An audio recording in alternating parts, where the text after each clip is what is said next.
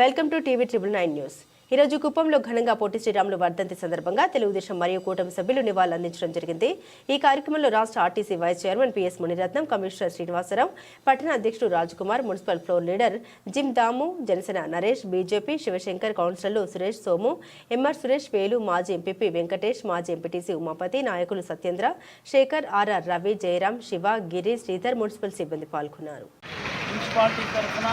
Telugu Desam party అదే మాదిరి ముఖ్య నాయకులు అందరూ కూడా ఆయన నివాళులు అర్పించడానికి ఆయన శిలా విగ్రహం చేశాం.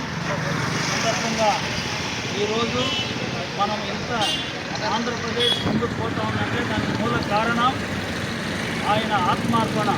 56 రోజుల ఆమరణ నిరాహార చేసి కాంపోజిట్ మెడ్రాస్ స్టేట్లో ఉన్నటువంటి తెలుగు మాట్లాడే ప్రాంతం ఇవన్నీ కూడా, అదేవిధంగా తెలంగాణలో ఉన్నటువంటి హైదరాబాద్, నిజాం ప్రాంతంలో ఉన్నటువంటి ప్రాంతం మొత్తము కూడా కలిపి ఈరోజు ఆంధ్రప్రదేశ్ అనే రాష్ట్రాన్ని ఏర్పాటు చేయడానికి ఆయన ప్రాణాలను అర్పించినటువంటి వ్యక్తి పొట్టి శ్రీరాములు గారు.